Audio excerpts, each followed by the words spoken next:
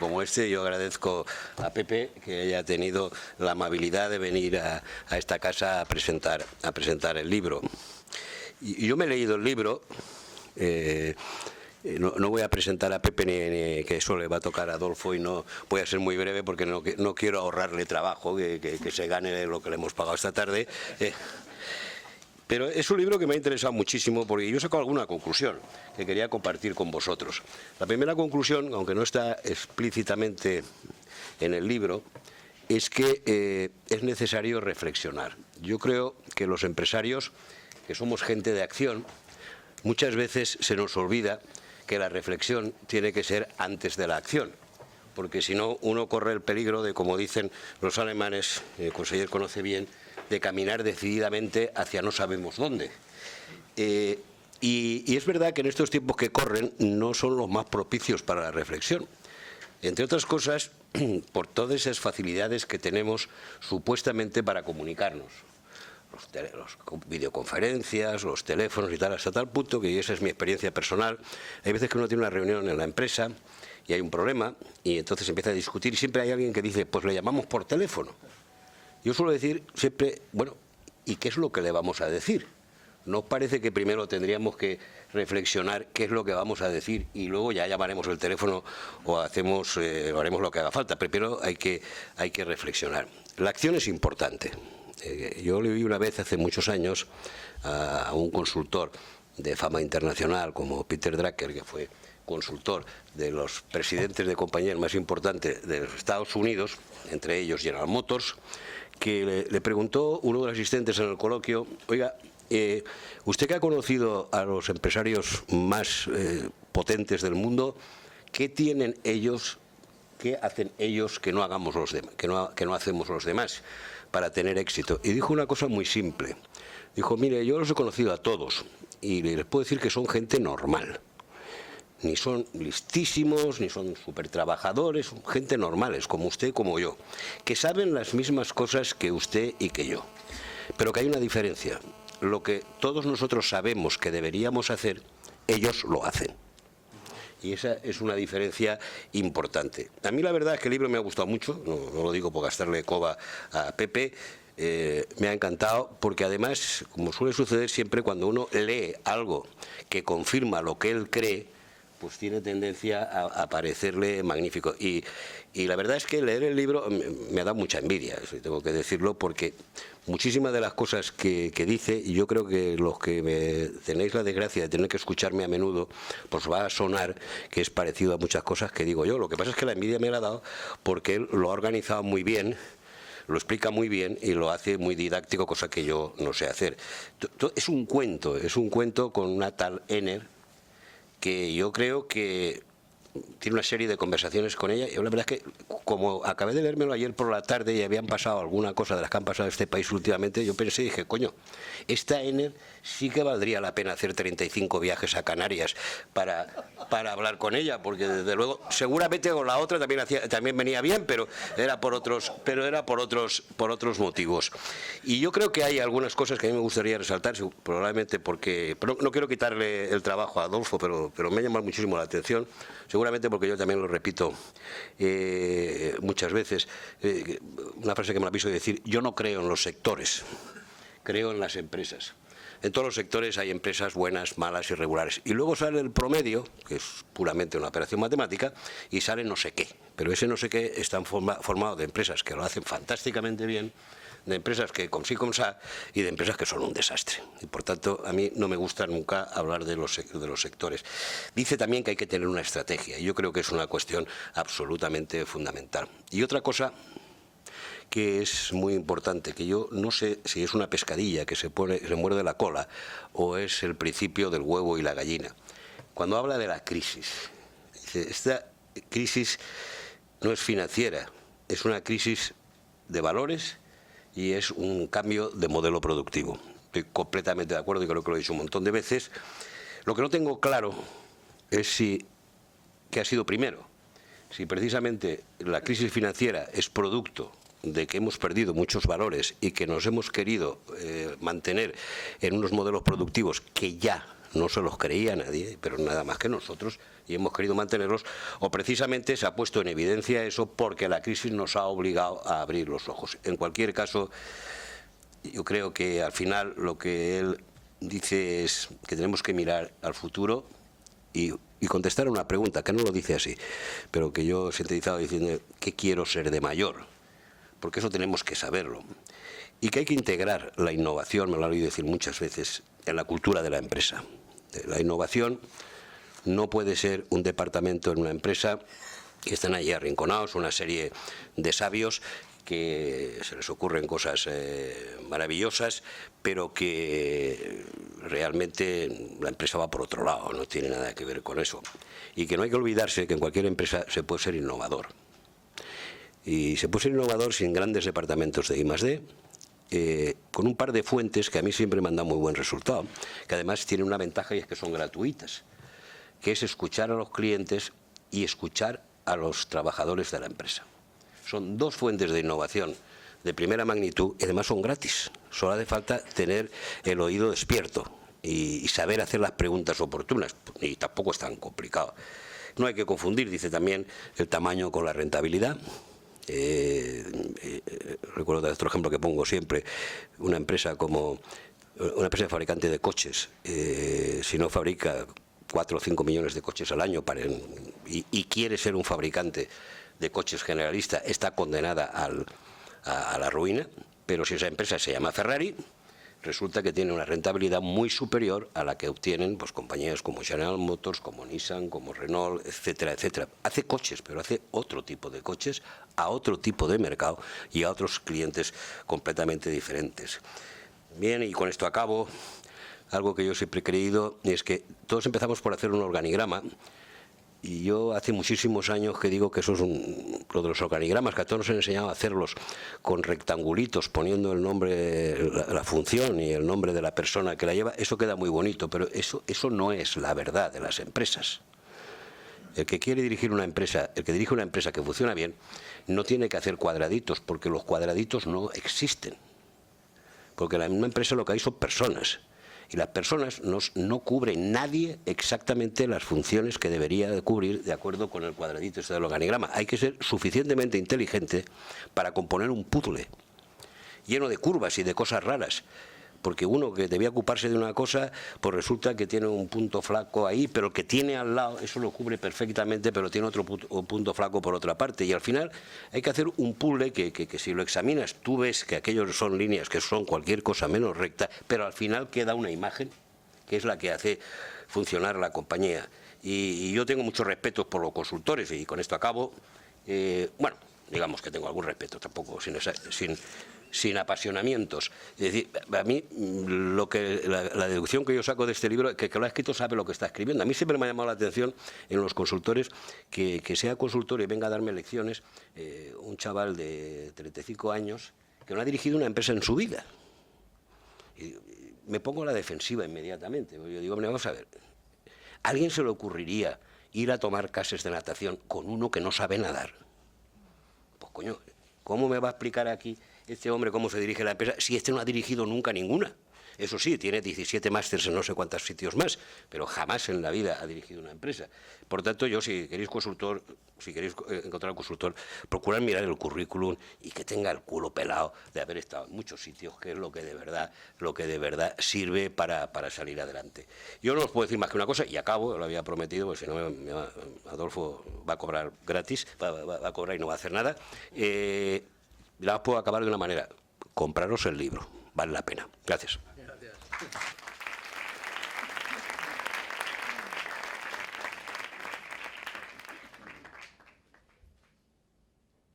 Buenas tardes a todos.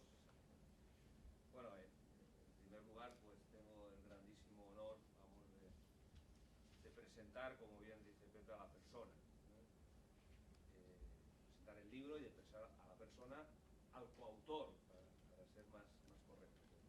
El otro autor está aquí, que es su hijo Chuni, eso ya de entrada es, yo creo que un motivo de orgullo no para mí, sino para el padre, ¿no? Para el padre y para el hijo, ¿no? que son ambos los que han hecho este trabajo. Yo ya he presentado este libro en nuestro pueblo, yo soy de Denia, igual que Pepe, alguno hay por aquí también, y la verdad es que fue muy informal, ¿no? Y muy familiar y muy de andar por casa. Oye, ¿no me presentaréis el libro? Pues claro, en la Casa de la Paraula, en Valeria Port. Eso parece que no va. Me lo ha boicoteado aquí el presidente. Tengo una voz potente, pero no suficiente. Entonces, ni hablamos antes, pues preséntamelo. Yo me leí el libro aquí como el amigo el domingo por la mañana, porque el libro se lee muy rápido, el libro es un diálogo, es como una obra de teatro, ¿no? donde se habla de la empresa, luego hablar un poquito de ello, no demasiado. La última vez hablé demasiado y conté cosas que no debiera, me llamaron la atención. Bueno, entonces, en ese sentido, aquello fue muy familiar y yo conté pues lo primero que se me ocurrió, ¿no? Y el otro día, bueno, hace un par de semanas, un poco más, me llama y dice, oye, quiero que me presentes el libro en Valencia. Valencia son palabras mayores, es el Cap i Casal, dice en Valencia, ¿y qué quieres que diga? Lo mismo, porque lo hiciste muy bien, ¿no? Pues yo, como soy muy disciplinado, pues voy a intentar hacer un poco lo mismo. Yo voy a hablar de Pepe, ¿eh? Pepe es un poco mayor que yo, no mucho, ¿eh? Yo estoy más cerca de él que de su hijo. Es decir, me lleva unos cuantos años por delante y Pepe en Denia, en nuestra ciudad, en nuestro pueblo, siempre ha ido por delante, pero no ha ido por delante por tener algunos años más, sino porque siempre se ha caracterizado por ser un avanzado.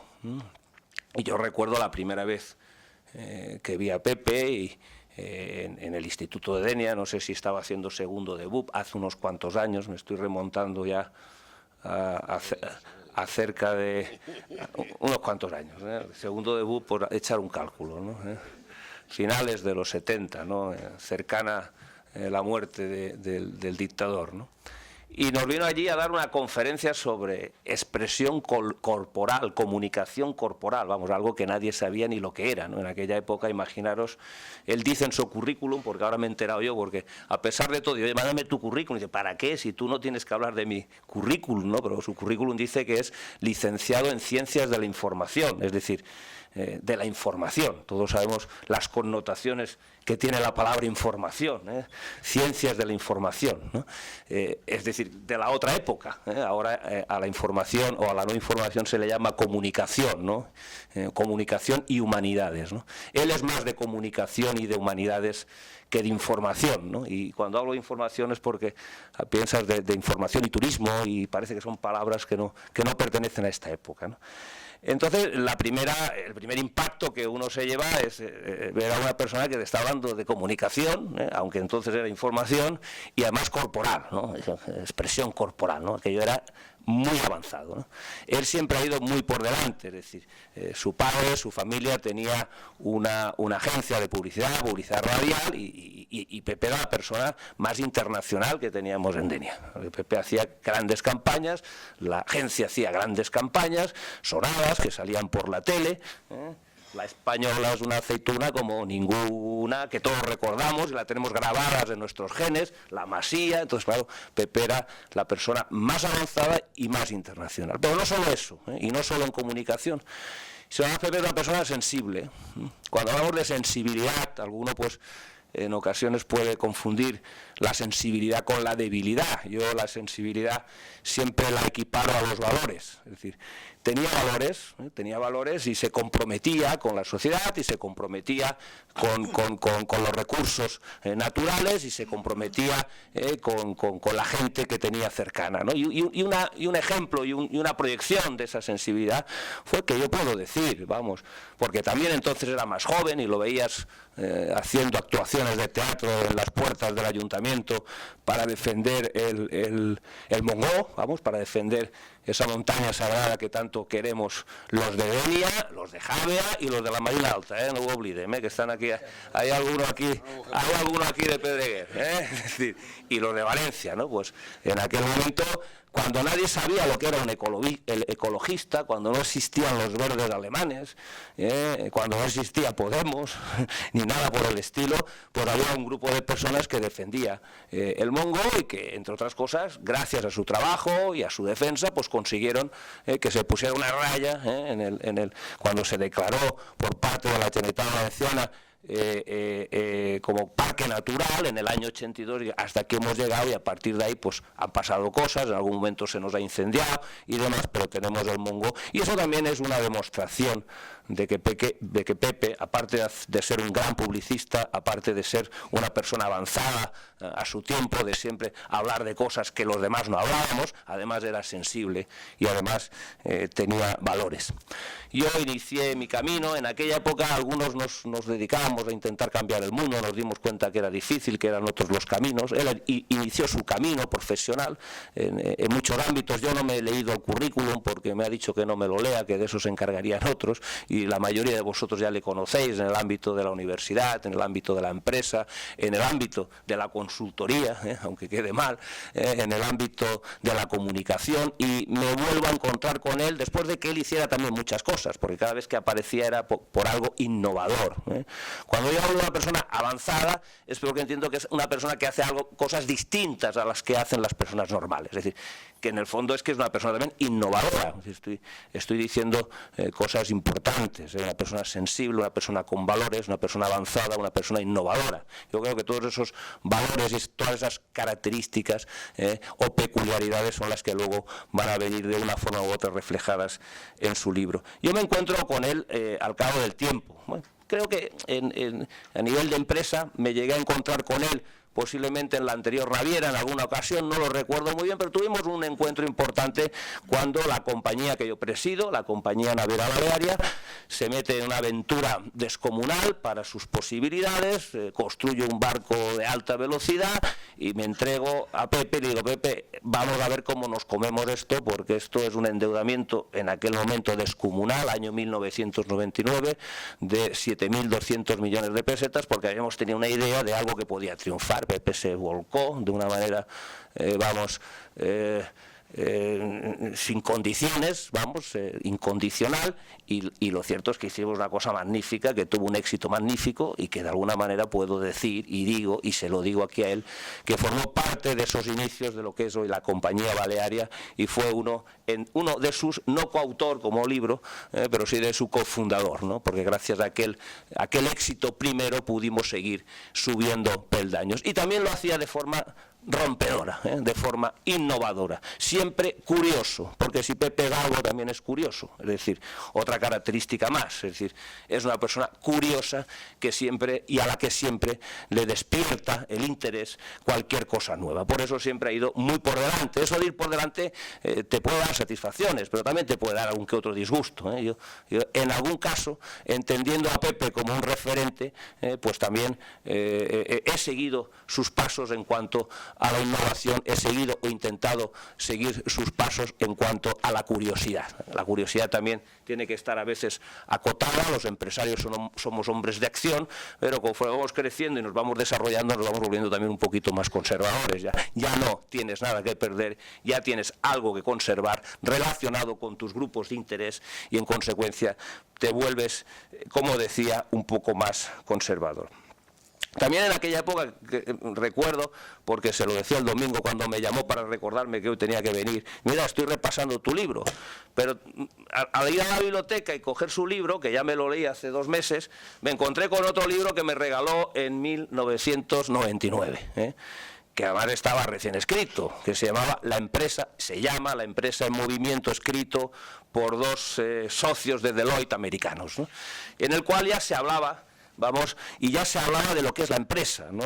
La empresa como algo que necesita en estos momentos estar en permanente movimiento, que algo que está y necesita estar en permanente cambio, algo permeable, algo en lo que hoy por hoy se están rompiendo muchos tópicos relacionados con los organigramas, relacionados con los sectores, relacionados con cosas que se han hecho siempre y que ya no se tienen que continuar haciendo porque se tienen que cambiar como consecuencia de la liquidez de la realidad, ¿no? Allí al lado de ese libro había otro libro que también he relacionado yo, del que fue premio Príncipe de Asturias en el año 2010, Zygmunt Bauman, que es precisamente el que habla de la modernidad líquida.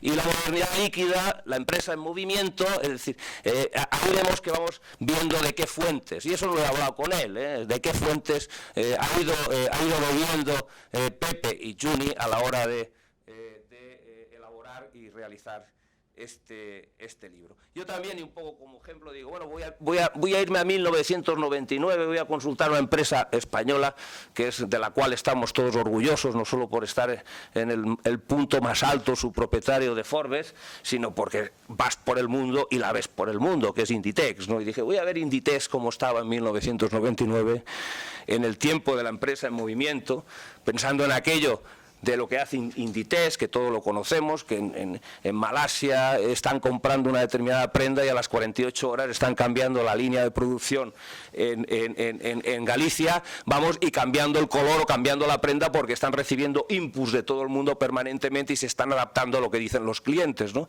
Y yo me remití a ese dato, como dato de a ver, en 1999 cómo estaba Inditex y cómo está ahora Inditex. En 1999 Inditex facturaba 4.000 millones de euros, tenía un EBITDA de 400 millones de euros, el año 2013 facturó casi 18.000 millones de euros y tiene un EBITDA de 4.000 millones de euros, es decir, la empresa en movimiento ha crecido de una manera vertiginosa. Esa empresa en movimiento, en permanente movimiento, que puede vincularse a la modernidad líquida de Bauman, y está muy vinculada a lo que es este libro. Mirad, yo he leído este libro y ahora voy a hablar un poquito del libro, no mucho, porque os estoy contando una historia. Él me ha pisado a mí mi discurso y yo le voy a pisar el discurso al autor. Pero bueno, yo del libro no voy a hablar mucho, porque el libro va a hablar él.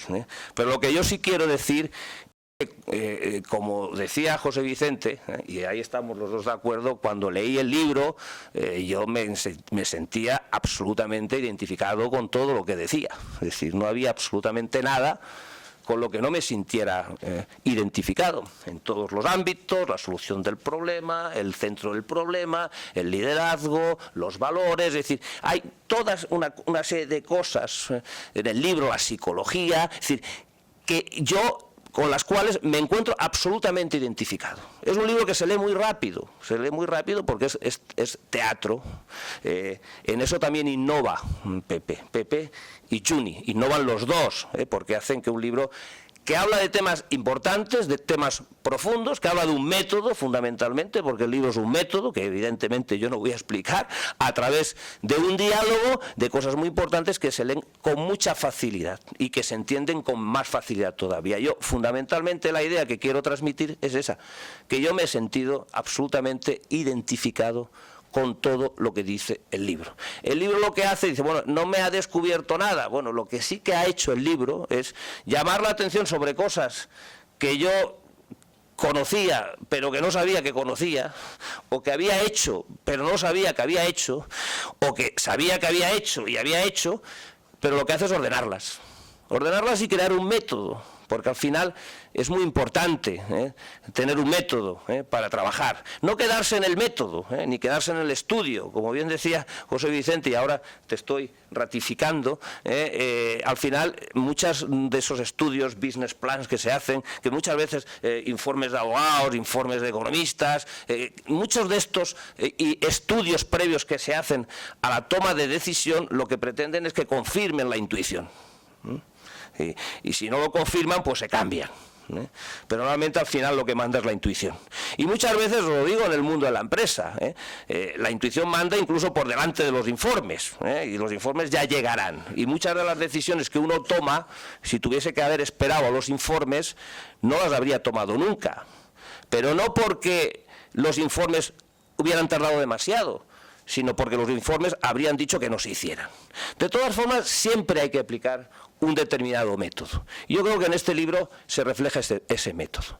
Yo creo que hay otra cosa también importante en un libro, que es un libro que habla de la empresa. Es un libro donde el protagonista es un empresario, que lo está pasando mal como consecuencia de la crisis, obsesionado con la financiación, sin pensar en las cosas importantes, dedicando más tiempo a los problemas del corto plazo que a la estrategia, que a la gestión, que a la operatividad, y de alguna manera lo que hace los coautores con ese empresario a través de este diálogo es intentar convencer al protagonista, que es el empresario, de que las cosas se pueden hacer de otra manera. Este libro, en definitiva, es una guía. Para mí es muy importante que hayan libros que tengan como protagonista a un empresario, porque estamos en una sociedad donde, desgraciadamente, los empresarios durante demasiado tiempo, porque yo soy de los que pienso que estamos todavía en nuestra cultura y en nuestra sociedad un poco anclados en el siglo XIX, los empresarios no son precisamente héroes, ni los empresarios tampoco son referentes. No se escriben libros sobre empresarios. Se escriben libros sobre futbolistas, sobre artistas, sobre caballeros, o héroes de caballería en otra época, sobre directores de colegio en Inglaterra, pero sobre empresarios no, porque los empresarios en nuestra sociedad, en nuestra cultura, no son referentes. Los empresarios normalmente todo lo contrario. Ese només vol que furtar diners, ese lo que vol es fer-se ric a costa del sudor y del esfuerzo de los demás, y las cosas positivas que puedan tener los empresarios, que son los muchos empresarios que fracasan en su esfuerzo, los muchos empresarios que dedican 24 horas a su trabajo para conseguir unos determinados objetivos, la riqueza que generan las empresas en un momento de crisis como en el que estamos viviendo, en un momento de crisis de valores, las empresas generan riqueza. Hoy por hoy no existe otro sistema. Yo lo he buscado. Va a pasar como en el metro de Nápoles. El otro día estaba en Nápoles y están haciendo el metro, y me decía un capitán de la Marina Mercante retirado que había por allí, porque claro, está entero levantado Nápoles. Están encontrando hasta barcos enteros. Vamos, los restos arqueológicos son brutales, y me decía un capitán de la Marina Mercante napolitano que conocía yo hace mucho tiempo, retirado, dice: no es verdad, no están haciendo el metro, lo están buscando. Pues el tema este de ahora, de la crisis en la que estamos, me hizo mucha gracia, por eso os lo he contado, aunque no tenga nada que ver. Luego se olvida si lo vas contando, y como es gracioso, pues alegra un poquito el ambiente, ¿no? Entonces, el tema del sistema es el que tenemos, porque claro, estamos en un momento ahora donde hay una crisis de sistema. Mirad lo que se está planteando. ¿Qué digo yo en favor de libros sobre empresarios? ¿Qué digo yo en favor de la recuperación del prestigio del ser empresario? Yo creo que ser empresario, yo no quito mérito a nada, es decir, desgraciadamente no hace mucho tiempo en una encuesta del país venía que el 70%, el 65% de los estudiantes universitarios españoles su objetivo era conseguir una oposición de grupo A, y los mejores pues se supone que conseguirán esas oposiciones y vivir con un horario placentero y con un buen salario, ¿no? Entonces, claro, la visión esta, la figura del empresario está denostada, ha estado denostada, y es importante volverla a dar prestigio, es importante recuperarla, y escribir libros sobre empresarios es importante. Tampoco se trata de crear héroes o nuevos héroes, ¿no?, de caballería, ¿no?, pero yo creo que es importante que los empresarios, en estos momentos de crisis, en estos momentos de sistema, la empresa como generadora de cambio, la empresa como generadora de riqueza, yo creo que lo deja muy claro Pepe y Juni aquí en este libro, lo dejan muy claro los dos, porque las empresas responden a unos grupos de interés. No es cierto que el único grupo de interés sea el accionista. Posiblemente en las empresas el accionista ocupe el último lugar. En las empresas los clientes ocupan un lugar fundamental, porque sin clientes no hay empresa, no hay margen, no hay EBITDA, no hay nada, no hay producción, eso lo deja muy claro también. En consecuencia, si no hay ingresos, a ver qué vas a administrar.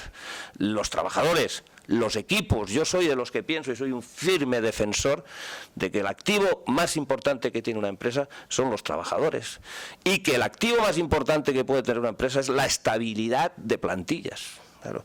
Cuando yo digo eso y al mismo tiempo digo que la reforma laboral se ha quedado corta, dicen, bueno, ¿cómo te comes tú eso? Pues muy fácil. La estabilidad de plantillas es buena cuando es la consecuencia de la convicción. De la convicción de que formando a la gente, inculcándole una cultura de empresa, transmitiéndole y alineándola en unos determinados objetivos, tú tienes una fortaleza que te hace más competitivo. Pero es una convicción. Tú inviertes en las plantillas, tú consigues alinear con unos objetivos determinados las plantillas, tú das una formación, tú alimentas el espíritu de innovación en todos los trabajadores y tú tienes una ventaja competitiva que te permite estar en el mercado. Pero como una convicción, cuando viene dado por un decreto, cuando viene dado por imposición, cuando es la ley la que protege esos derechos, entre comillas, de ser un activo, de ser una ventaja, se convierte muchas veces, no siempre, en una perversión. Es decir, esa es un poco la diferencia entre una cosa y otra. Este es otro grupo de interés importante, y más hoy que hay tanto paro, es decir, el grupo de interés que es y representan los trabajadores, los empleados y la capacidad de generar empleo. A mí cuando me dicen, es que tú no sabes lo mal que está pasando la gente, y yo digo, ¿cómo no lo sé? Mejor que nadie. Y os lo digo porque a quien van a pedir trabajo ya no van a los ayuntamientos, ya no van a los ministerios, ¿no? Ya no van a las brigadas, ahora van a las empresas. Y vienen a las empresas a pedir trabajo y te das cuenta tú muchas veces de las necesidades reales que hay y de la disposición que hay a trabajar. ¿Por qué? Porque estás generando empleo, porque puedes dar empleo y porque realmente conoces la realidad. Este es otro grupo de interés. No hablemos ya de la misma sociedad y no hablemos ya de los proveedores, de los muchos proveedores que de alguna manera consiguen que sus empresas y sus respectivas empresas crezcan, se desarrollen, generen riqueza y generen empleo. Yo creo que en este libro queda muy claro también este factor, la importancia que tienen las empresas como generadores de riqueza, y yo creo que es algo que debemos poner en valor más en los tiempos que corren, donde se está poniendo en cuestión, y no voy a seguir más porque me parece que me estoy prolongando más de la cuenta, donde se está poniendo en cuestión el mismo sistema. Claro, yo estoy orgulloso de este país. Yo estoy orgulloso porque este país me ha permitido a mí crecer y desarrollarme. Yo estoy orgulloso de este país, porque en este país se está demostrando que hay una justicia que persigue a los corruptos y que la justicia es independiente del Poder Ejecutivo. Y por eso yo estoy orgulloso de este país. Y yo estoy orgulloso de este país porque una formación que nadie conocía como Podemos, gracias a la democracia real que aquí tenemos y gracias a la libertad de expresión, hoy, espero que no por mucho tiempo, está a la primera en las encuestas. Pero eso es gracias a este país. Yo no puedo estar orgulloso de un país donde, me voy a permitir esta licencia, el jefe de la oposición está en la cárcel, como es Venezuela, ¿no? Entonces digo y hago esto y ahora, y lo digo aquí porque aquí podrá haber gente de Izquierda Unida, de Podemos, del PSOE, del PP y de todo el arco, porque somos plurales y estamos en un sistema democrático, pero quiero decir eso, que estoy orgulloso de este país, que estoy orgulloso de mi empresa y estoy orgulloso de que haya libertad y haya democracia. Cuidado con los experimentos. Pepe me mira de reojo y no sé si estoy ya yéndome un poquito de lo que es la onda, ¿no? De lo que es una presentación de un libro. Este libro, de alguna manera, escrito por Juni y por Pepe Crespo, representa todo esto que estoy diciendo yo. Un sistema en el cual, haciendo las cosas bien, trabajando con innovación, con liderazgo, sin ningún tipo de prejuicio y dedicando tiempo y esfuerzo a una determinada idea, estamos en un mundo cambiante permanentemente, lleno de oportunidades. Y con este método creo yo que podemos y que podréis, y digo podemos y podréis, iniciar un proyecto personal, un proyecto empresarial que os permita triunfar y tener éxito. Muchas gracias, Pepe, y tienes la palabra. Bueno, una cosa nada más que se me ha olvidado, porque como no lo ha hecho él, lo he hecho yo. Lo primero que se hace es saludar, y yo quiero saludar y agradecer también al conseller Máximo Buque que nos acompañe, y por supuesto al presidente y a todas las personas y autoridades, si hay alguna más aquí presente. Vaya por delante, aunque sea al final mi saludo y mi agradecimiento, vamos, porque compartas con nosotros este día. Gracias.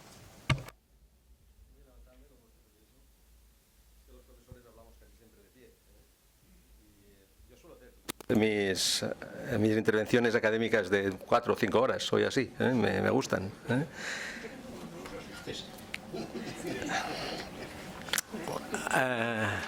Lo primero que quería deciros es que soy una persona feliz. Esto lo dicen en un programa de Radio Nacional, de las 3. Siempre empieza en el programa el de Ciudadano García diciendo, alguien dice en la radio, lo deja grabado, soy una persona feliz por esto, por aquello y por aquello, ¿no? Y yo soy una persona feliz porque he tenido el más grande fracaso empresarial que pueda tener una persona de mis capacidades y mis habilidades, pues no hace ni 4 o 5 añitos, ¿no? Y esto me ha hecho terriblemente feliz porque gracias a eso hoy estamos aquí, ¿no? Es decir, si yo no hubiera pasado en la empresa que yo era accionista minoritario de 83 empleados a 0 empleados, ¿no? de unas ventas fantásticas a un 70% menos de ventas en solo 2 meses, ¿no? Pues entonces no sabría lo que es escribir este libro. Entonces me ha hecho mucha gracia lo que he dicho antes, pues evidente, porque este libro es fruto de la experiencia. Pero soy también una persona feliz porque esta experiencia no sale solamente de esta etapa última, final, difícil de pasar, sino sale sobre todo de otra cosa que también habéis comentado, que es el conocimiento que acumulamos los consultores. Los consultores somos una rara especie que cobramos por aprender todos los días. Es una cosa realmente curiosa. Nos pagan y encima estamos aprendiendo, porque aprendemos mucho de los empresarios, ¿no? Y yo he tenido la gran suerte de estar siempre trabajando con grandísimos empresarios y seguir trabajando con ellos y aprender mucho todos los días, ¿no? Entonces, con eso, más un poquito de meter la pata tú mismo como empresario, pues ya tienes el cóctel perfecto para poder avanzar en este librito, ¿no? Este librito, como le pasaba al señor que buscaba en Nápoles, ¿era, Adolfo? ¿En Nápoles? En Nápoles, buscaba el metro. Pues este librito también ha buscado en las historias, ¿no? Esta rareza que ha contado un poco, estas rarezas que tengo yo, ¿no? de profundizar en cosas antiguas y temas religiosos y cosas de estas, pues me llevan a veces a juntarlo todo, ¿no? Y yo creo que el método que comenta Adolfo, yo más que un método diría que es un modelo, ¿no? De momento, llegará a ser un método, pero creo que de momento es un modelo. Lo que hace es juntarlo todo, ¿no? Y mezclarlo todo, ¿no? Porque en este tipo de análisis que uno va haciendo en su vida se da cuenta que en esta vida todo está interconectado y todo se mezcla, ¿no? Y entonces, bueno, pues ahí es lo que uno tiene que mirar un poco para atrás para ver quién ha gastado la ruedecita, porque todo esto parte de una ruedecita, ¿eh? Es decir, que no penséis que esto es el descubrimiento de la rueda, sino que ya está inventada la rueda y nosotros hemos utilizado la rueda. ¿Y quiénes la inventaron? La inventaron no se sabe quién, pero la han estado utilizando gente reciente y no tan reciente, ¿no? Aquí tenemos a los aztecas que hicieron esa piedra del sol, es bonito que le llamen piedra del sol, le hemos llamado posteriormente el calendario azteca, por culpa de este muchos se asustaron, pero no es verdad, es que la piedra no era más grande, ¿eh? Y bueno, pues luego ha habido más gente que también ha utilizado la rueda. Fijaros qué interesante cómo ha evolucionado el tiempo, de medir el tiempo astrológicamente como lo medían aquellos señores, ¿no? Pues otro señor que inventa la rueda, este es de Palma, de la ciudad de la esposa de mi hijo y coautor, el amigo Ramón Llull, que hace una rueda y aunque se le llama la máquina de pensar, en realidad era una rueda para rezar, ¿eh? Es decir, que el pensamiento de aquella época estaba muy vinculado a lo religioso, ¿eh?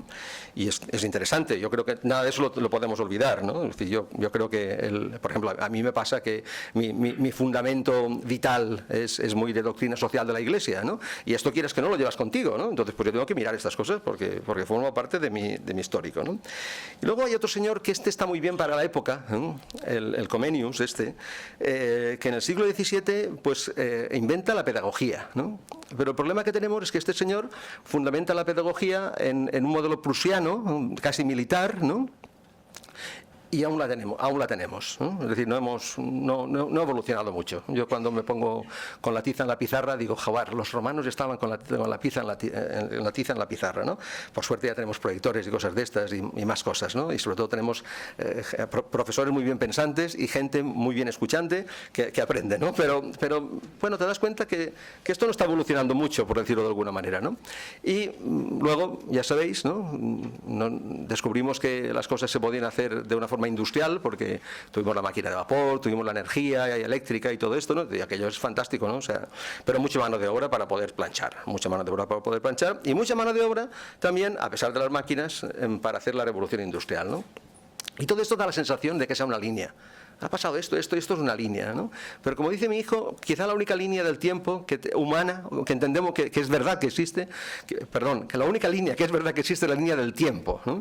Porque todo lo demás no son líneas, las líneas no están en la naturaleza, ¿no? Las líneas son una entelequia. Cuando lo cuenta esto mi hijo me dice que allá en el CER, donde dice que cuando dan la vuelta a las cosas, no van en línea, van como van, y si chocan, chocan, y si no chocan, no chocan, y nadie sabe quién va a chocar con quién, ¿no? O sea, esto todo tiene un puntito de azar siempre, ¿no? Bueno, pues evolucionamos y hay señores que ya bien pensantes, ¿no? Bauhaus, ¿no? Todo gente guay, ¿no? Y ya empiezan a hacer la ruedecita, ¿no? Para poner el programa de su carrera. El programa de su carrera lo ponen en una ruedecita, ¿no? Pero la ruedecita no rodaba solo en una dirección, ¿no? Si lo poniera así. Y la ruedecita que vamos a ver nosotros rueda en muchas direcciones y ruedan unas con otras. Y esta es la gracia lo pone todo en un método, que dice, lo pone todo en un método, ¿eh? Y esta es la guaya, esta es la que hago yo, ¿no? Se nota, ¿no? Esta es la que hago yo, ¿no? Esta la hago un día que estaba escribiendo unas cosas de empresa para unos amigos de Madrid, de gente del BSC de verdad, del Balance Scorecard, no de lo que modernamente dicen algunos, que también está bien llamarlo así, brutal sentido común, que también está bien, el BSC de Pedro Valor, que todo está bien, todo está bien. Y esto fue, pues esto, escribiendo unas cosas para unos amigos del BSC, con los que estamos viendo unas cosas, pues de repente, quizás sea por esa inspiración divina que a veces hay y tal, no lo sé, pero hice este cuadrito, ¿no? Y luego en la comida se lo conté a mi mujer está encantada conmigo, porque siempre le cuento cosas de estas, y esto tiene que ser una pasada, estar con un señor que siempre le está contando cosas de estas, ¿no? Y bueno, pues a partir de ahí me puse a trabajar el tema con mi hijo y llegamos incluso a desarrollar una herramienta online para hacer ruedecitas, ¿no? Porque entonces ya no es mi ruedecita, es la de quien quiera, ¿no? Y como las herramientas online, sabéis vosotros que hoy en día son gratuitas, están en internet, ¿no? El que las hace las paga, pero los que los usan no. Entonces esto es los negocios modernos, ¿no? Todo gratuito y todo está muy bien. Y claro, así nos va a algunos empresarios, pero bueno. Y esta ruedecita tiene usos múltiples. Lo digo porque hoy vamos a hablar aquí de la ruedecita de la empresa, porque estamos presentando el libro de la empresa que quiero, pero ya está en marcha un segundo libro que es Quiero crear, que este lo voy a hacer con mi hija para que nadie se quede fuera del proyecto empresarial, familiar, y porque ella también tiene una gran capacidad creativa, por supuesto. Y luego también en la propia herramienta ya de internet están el Primero mi ciudad, está el Primero mi persona, es decir que esta ruedecita se puede utilizar para lo que quieras. Pero claro, como uno tira mucho el tema de la empresa porque ha vivido toda la vida en el mundo de la empresa, pues entonces hace la primera ruedecita del mundo de la empresa, ¿no? ¿Y qué hace esta ruedecita? Pues fundamentalmente mezclar conceptos, ¿eh? Es decir, no hace otra cosa, pone palabritas y las cruza, las mezcla, y resulta que al mezclar conceptos conseguimos hacernos nuevas preguntas que provocan nuevas respuestas, ¿no? Y esta es la bondad que tiene la ruedecita, no tiene otra, pero que esta ya es interesante. ¿Por qué? Porque rompe con la línea, rompe con lo que pensamos a veces, que si A da B, B da C y C da A. ¿F viene después? ¿O E después? E, vale. Y no es así, a veces no, a veces casi nunca es así, de hecho, ¿eh? Por lo tanto hay que generar, hay que provocar, ¿no? Y esta ruedecita que a continuación voy a presentaros lo que hace es provocar, ¿no? Rompe con la línea y por lo tanto rompe con la pirámide, no tiene ningún sentido. Lo de la estructura que he dicho antes, el amigo José Vicente me ha hecho muchas gracias, porque las estructuras piramidales son terribles. O sea, imagínate que tú vas a entrar a una empresa y te ponen en la de abajo, ¿no? ¡Ostras, tú! Y te ves la pirámide allá arriba y tú allí vais y aguantan toda la pirámide, ¿no? O sea, estas cosas son que no. Y en cambio, claro, el dibujito que hice, como veis, se parece mucho a esto, ¿no? Era parecido a esto. Digo, esta es el Zigurat, ¿no? El Zigurat y la Torre de Babel, ¿no? Ahí sí que hay una posibilidad de que todo se mezcla con todo cruza con todo se está haciendo y destruyendo al mismo tiempo, ¿no? Y estos son conceptos muy interesantes, ¿no? ¿Qué os voy a decir a vosotros, valencianos falleros, que aquí construimos y destruimos como siempre? Entonces, pues esta es la verdad de la empresa, no voluntariamente creada, pero ocurre que uno tiene una empresa maravillosa y por circunstancias X puede desaparecer y a lo mejor él no lo ha hecho mal del todo o no lo ha hecho bien del todo, ¿eh? Es decir, que algo habrá aprendido, desde luego. Bueno, En resumidas cuentas, que este mundo es caos y logos, ¿no? Y esto es lo que intenta también descubrir la ruedecita, ¿no? Es decir, no pensar que solo a través de ese modelo ordenado de razonamiento reciente, con el que nos encontramos desde hace unos cuantos años, desde que el racionalismo y el posmodernismo y todo esto, ¿no?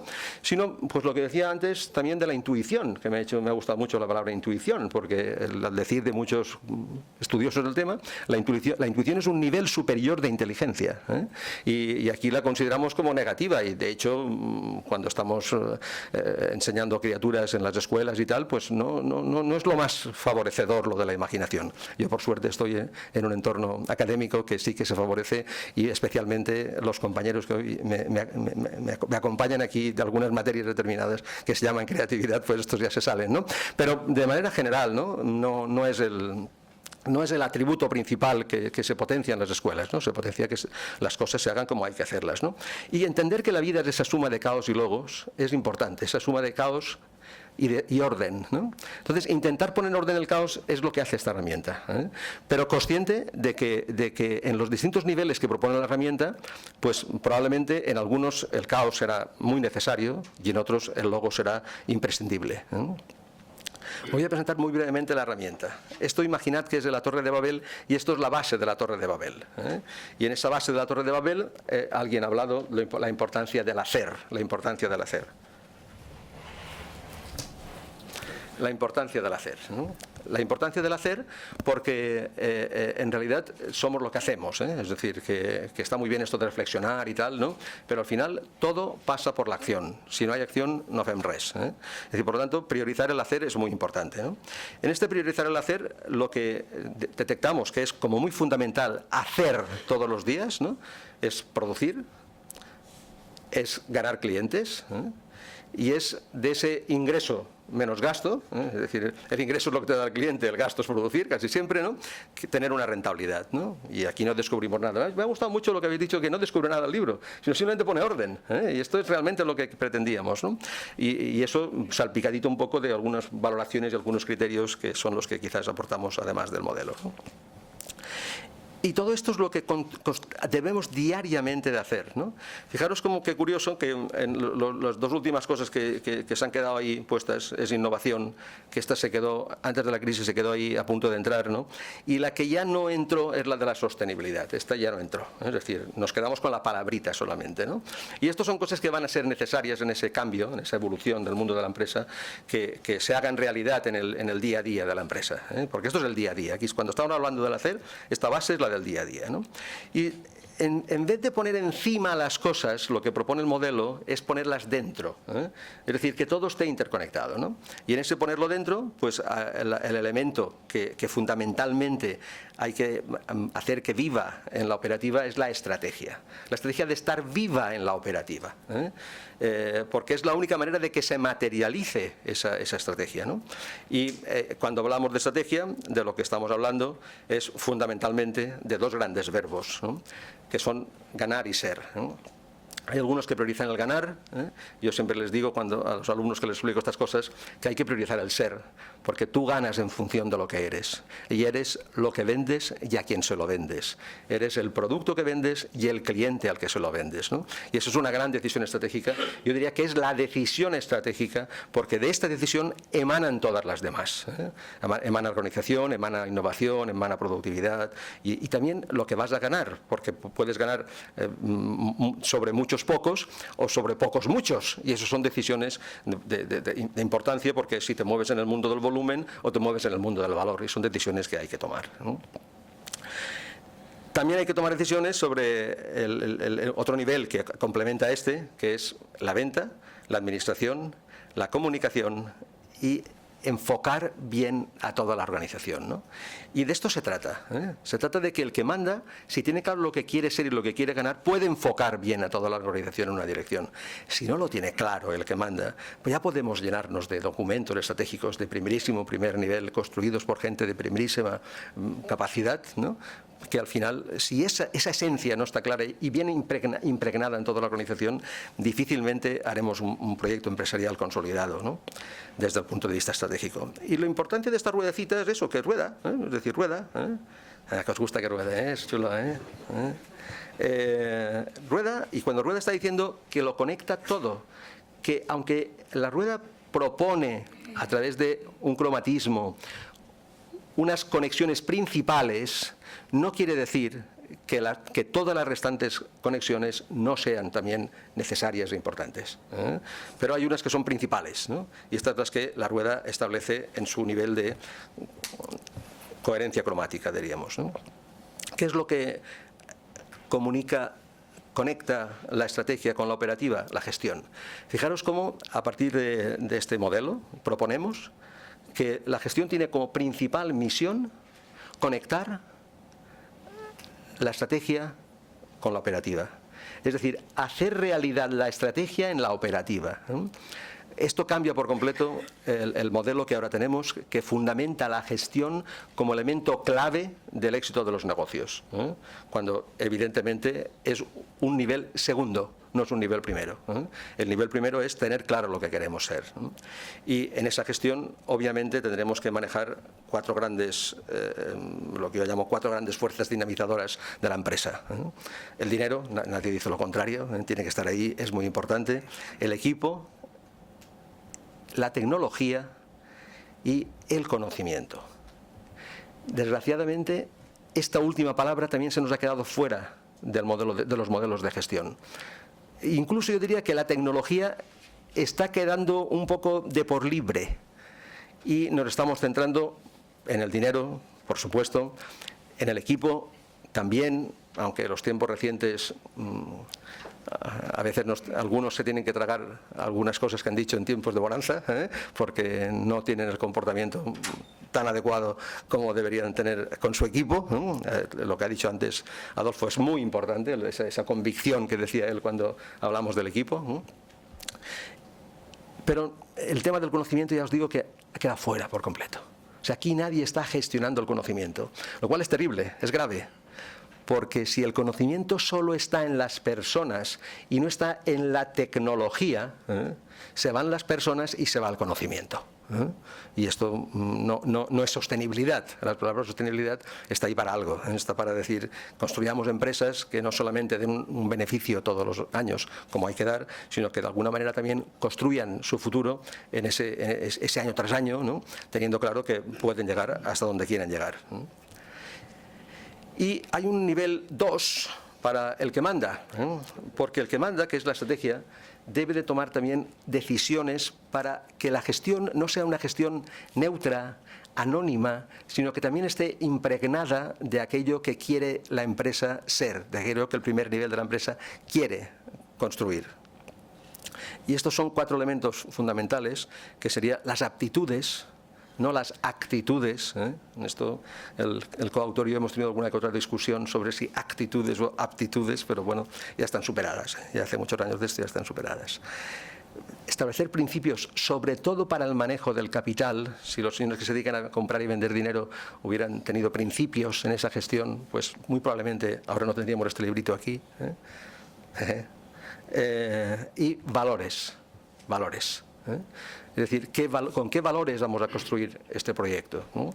Y con esto ya podemos impregnar la gestión de nuestro sentido estratégico, de nuestras esencias, y ya podemos intentar que en el día a día la gente se mueva con criterio estratégico. Porque hay un cambio importante en ser acción a ser acción creativa. Y es que, antes lo comentabais, hay mucha gente que sabe ya.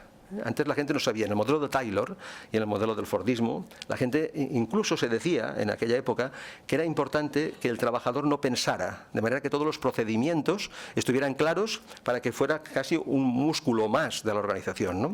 Mientras que ahora sabemos que no, que ahora eso está hecho por máquinas, ¿no? Y por lo tanto necesitamos gente pensante y gente que aporte, como decía José Vicente, ese valor de la innovación. Por lo tanto, la acción creativa es lo que hay que propiciar en este modelo que proponemos. No una acción rutinaria, sino una acción creativa. Y como os decía antes, todo conecta con todo. Y ya cuando tenemos todo esto, ¿no?, es cuando podemos hablar de verdad de políticas, ¿eh? Porque a veces hablamos de políticas solo refiriéndonos a la parte de gestión y no a esas partes esenciales como son las de nivel estratégico. Y como uno, la cabra tira al monte, y pensar que yo vengo del mundo del marketing y ¿quién utiliza la masía y cosas de estas, ¿no? Pues entonces el valor que yo le doy a la marca es importante, ¿no? Pero fijaros, no le doy el valor por mi histórico, le doy el valor porque soy consciente de lo que significa tener una marca como elemento clave de trascendencia generacional, ¿eh? Y permitidme que os lo explique muy brevemente, ¿no?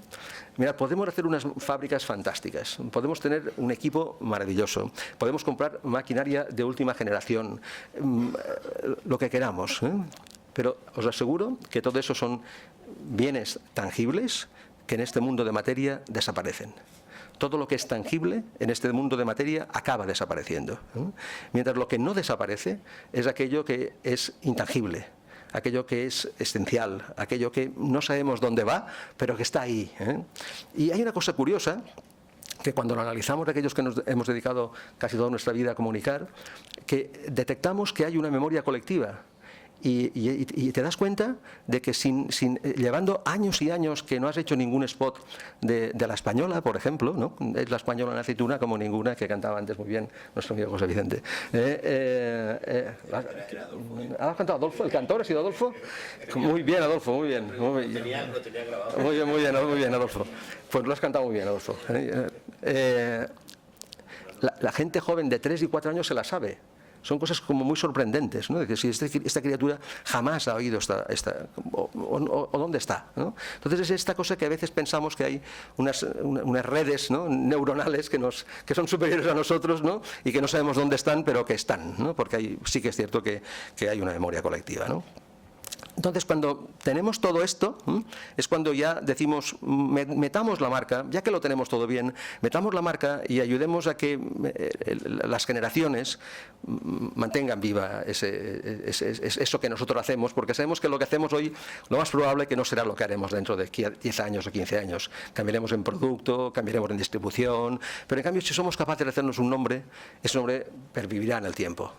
Y de esto es lo que propone, concentrarlo todo en una marca que se asocia a un concepto original y que ese concepto original es el que supuestamente nos hace únicos y nos hace diferentes a los demás y lo que decimos siempre, ¿no?, pues es difícil, pero siempre es posible encontrar un lugar en el que ser único y hay que intentarlo y hay que perseguirlo, ¿no?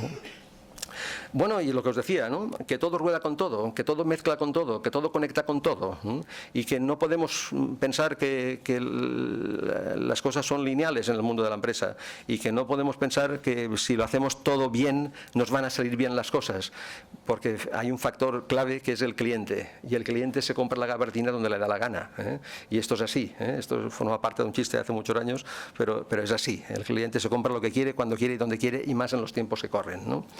Y en esta línea, ya para terminar, ¿no?, deciros que lo que propone también el modelo es no poner al que manda arriba, sino ponerlo abajo del todo, ¿no?, en las raíces, ¿no?, soportando todo ese figurat, ¿no?, pero dándole sentido y coherencia y consistencia a toda esa realidad que en cada empresa será la que será, porque no estamos diciendo que el modelo sea único, ¿no?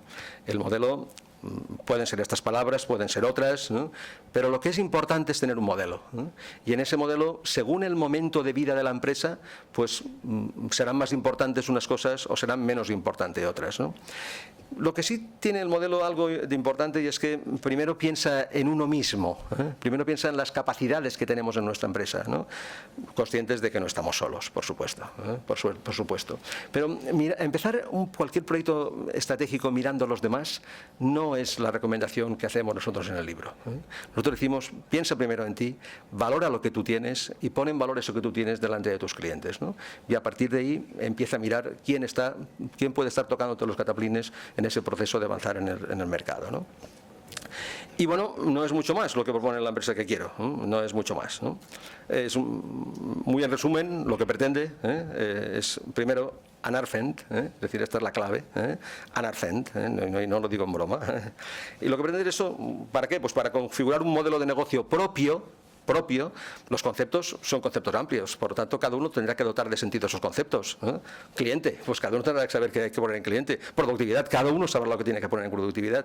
En gestión ponía también indicadores, ahí al ladito, lo digo para que nadie se olvide de que hemos de poner indicadores de todo aquello que queremos conseguir, ¿no?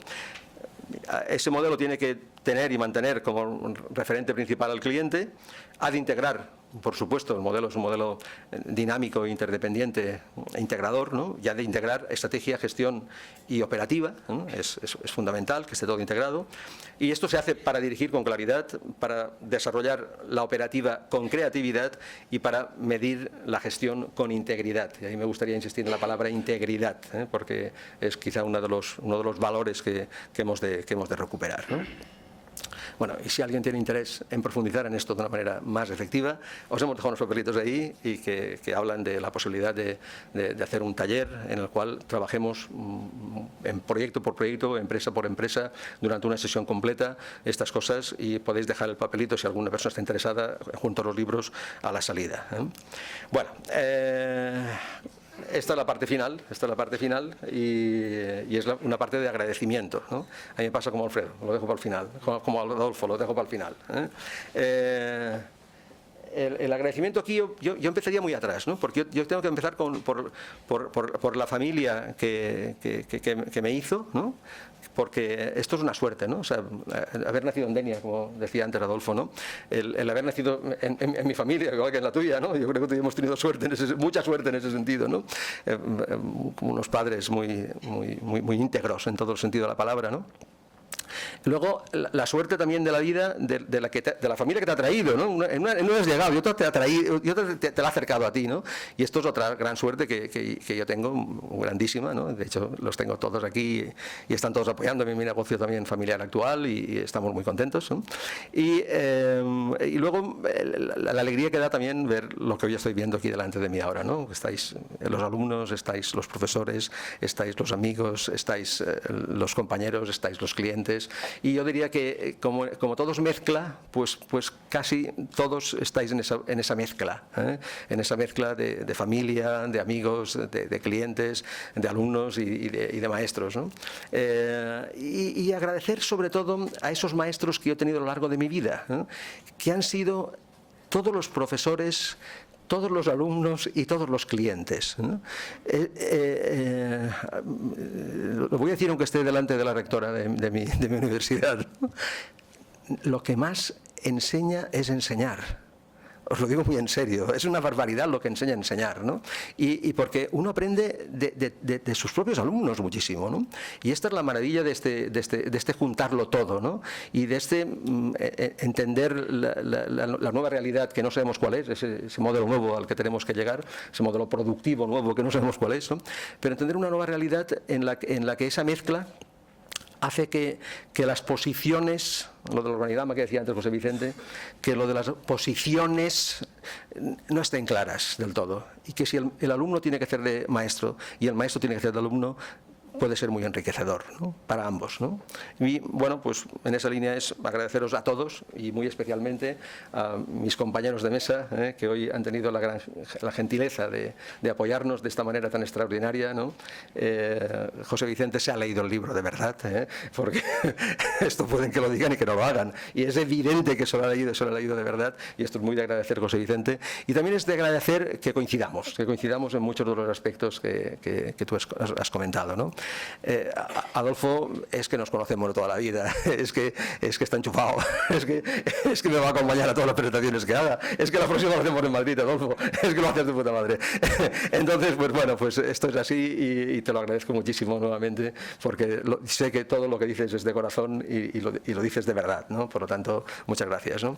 Y como no, mi querido y honorable conseller, agradecerte muy especialmente que tengas el detalle de acudir a presentar un librito cuento a unas personitas de pueblo que lo han escrito a gusto, pero que puede que sirva para cambiar algunas cositas que a lo mejor tenemos que cambiar en todos los aspectos. Muchas gracias, honorable. Te cedo la palabra.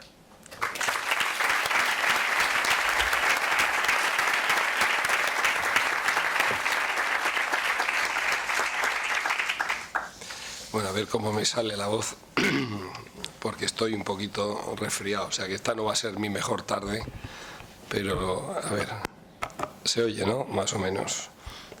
Nosotros oímos muy vale, bien. esto. La tercera fila no lo sé, pero nosotros sí. Nada, querido José Vicente, presidente de Cierval, querido Adolfo, presidente de Balearia, coautores del libro, Pepe y Juni, amigas y amigos, muy buenas tardes.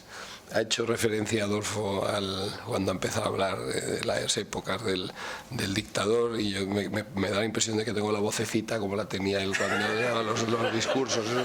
Los que sois mayores os acordáis de la voz aflautadita, que no amable, pero así aflautadita, amable. Pero en fin, agradeceros mucho, Pepe, y por supuesto José Vicente, haberme invitado aquí a la casa de Cierval, de los empresarios, pues a estar con vosotros en la presentación de este libro, y como tengo la vocecita así, pues también intentaré ser breve. Deciros también, el libro empieza con un WhatsApp, con un tema de WhatsApp. Yo también he recibido un WhatsApp de mi amiga Ana Cringe, que dice, oye, que no puedo ir porque me ha surgido un tema familiar, espero que no sea grave o no sea una excusa de político. Normalmente decimos un compromiso ineludible y tal, pero como ha puesto tema familiar, pues será verdad, porque ella los quiere mucho y dice, y trátamelos bien. Y yo, no, ¿cómo no voy a tratarlos bien? ¿No? Pero vamos, que sepáis que Ana Cringe nos manda una... Es la alcaldesa de Denia. Bueno, que aquí no, claro, es que claro, algunos no somos de Denia, pero nos dan mucha envidia los de Denia, ¿eh? Los veraneamos en Javea, José Vicente en Denia, en fin. Yo soy dianense temporal. Miramos el Mongo y siempre cuando nos vamos en septiembre a trabajar decimos, che, qué pena con lo bien que se debe estar aquí. Luego trabajan, no están siempre de veraneo, pero en fin, bueno, vamos al tema.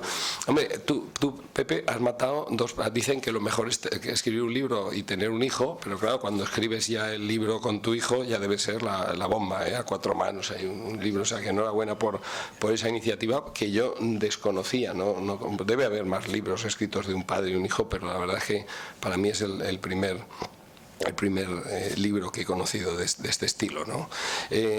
Yo lo primero que os deseo es que sea un éxito de ventas, y todos los que estáis aquí, bueno, comprarlo, pagando, como diría el catalán, porque si no, no tiene gracia. Si hay que regalar los libros, no tiene gracia. Y destacar que el libro, aparte de hablar de reflexión, de estrategia y de cosas que veréis en el libro, también lleva su contenido de emoción, que esto también es muy importante, porque la empresa no es solo acción, no es solo pensamiento, sino también es emoción. Todo libro es cultura, y en ese sentido destacar que este libro realmente es algo diferente de lo que puedes ver de los clásicos libros de cultura empresarial o de experiencia de management que se encuentran en los aeropuertos, ¿no? Es un libro realmente original que nos genera una conexión emocional, ¿no? Aparte de para reflexionar, como has dicho, porque en general nos induce también a pensar sobre otras cosas, porque toda vida es una empresa, es decir, no solo las empresas son empresas, sino seguramente tu modelo es aplicable. Tú ya has indicado, ¿no? Y me has mirado, no sé si te referías a la política, pero yo también, como se rebota a los demás, me refiero a todo, a la persona, y realmente pues en ese sentido es una satisfacción estar aquí. También deciros que es una satisfacción que sea un libro que sale de la Comunidad Valenciana, y bueno, y Denia es un sitio emblemático de la Comunidad Valenciana, y además de personas de Denia.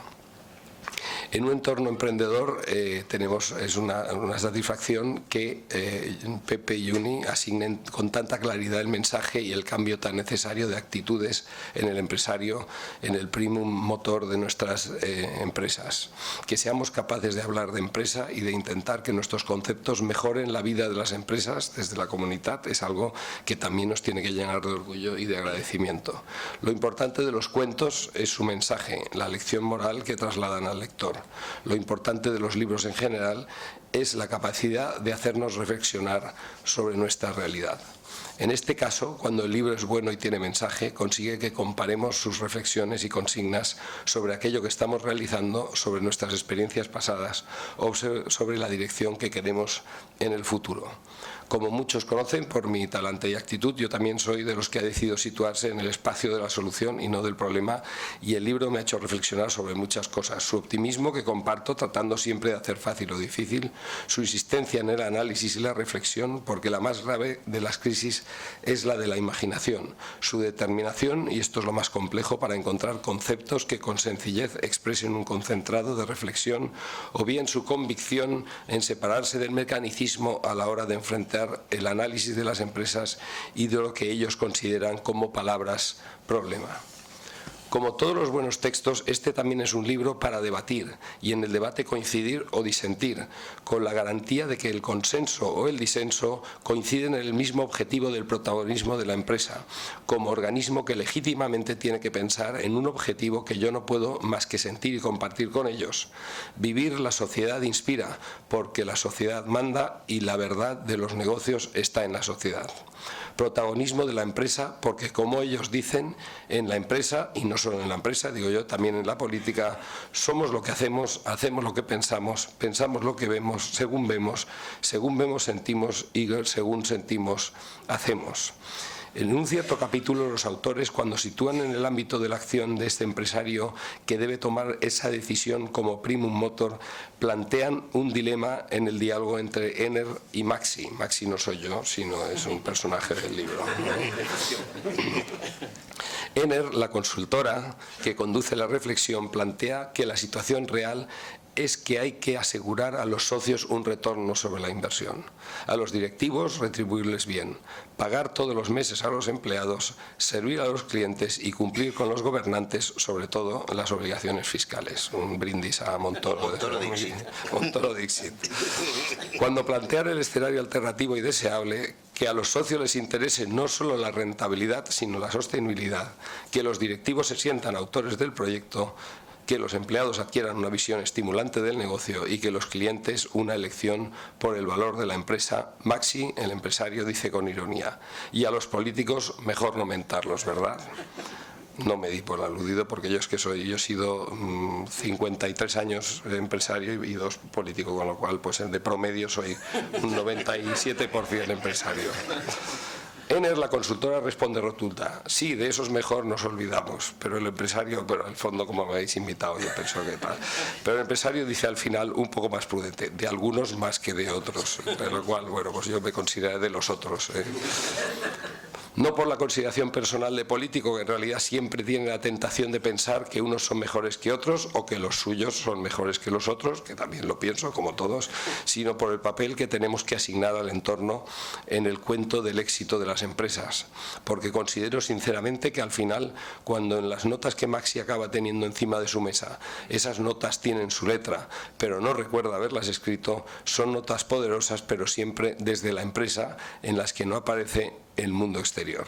El cliente existe en el cuento, la sociedad existe en el cuento, el miedo, las emociones, los conceptos, las ventas forman parte del cuento, pero el entorno, las instituciones, las normas, los agentes sociales, los políticos o la administración no cuentan para Pepe y Juni, aunque en realidad también formen parte de la capacidad de éxito de las empresas, del ecosistema en el que tienen que trabajar a diario. Esto del ecosistema es que ahora queda muy bien y lo decimos en todas las intervenciones que tiene que hacer un político, habla del ecosistema de innovación, aunque no venga a cuento, muy difícil. Pero incluso estamos de acuerdo, o sea que, y con capacidad de aprobar normas, en un otro sentido, incluso en la capacidad para eliminar normas que hagan más fácil la determinación de Maxi. Estoy convencido de que el cambio de paradigma del empresario es posible, que sea mejor olvidarse del mundo de la política, pero con la prudencia y la sagacidad de ser conscientes de que para el futuro de las empresas y de los que quieren el protagonismo siga siendo de las empresas, probablemente sea más prudente conocer que no son los mismos los unos que los otros. Muchas gracias y perdón por la voz.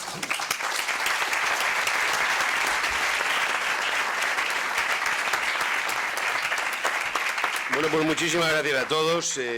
Además hemos cumplido prácticamente con precisión británica con el con el horario que teníamos previsto, pese a Adolfo y a mí, que tenemos la tendencia irrefrenable a pasarnos casi siempre. Ya tenemos experiencia de eso. Gracias a todos, como he dicho, gracias muy especialmente al conseller, que hoy tenía, con esa voz que tiene, hoy sí que lo tenías chupado para decir un compromiso ineludible, porque yo creo que tienes ahora un compromiso, que te lo cante Adolfo, que antes ha cantado muy bien lo de la española. Pues yo recuerdo de otra canción que era de las pastillas Juanola y del Big Vaporú, porque te lo cante, porque falta te hacen, ¿eh? Yo le de quién utiliza la masía, el cocinero eficiente, la mamá inteligente y muy gustosamente la gente exigente. Y acabado, tiene muchos alicientes. Antiguamente, los que somos muy mayores podíamos elegir entre la primera cadena y la segunda, y las dos ponían el anuncio, con lo cual no había... Muchísimas gracias. Gracias.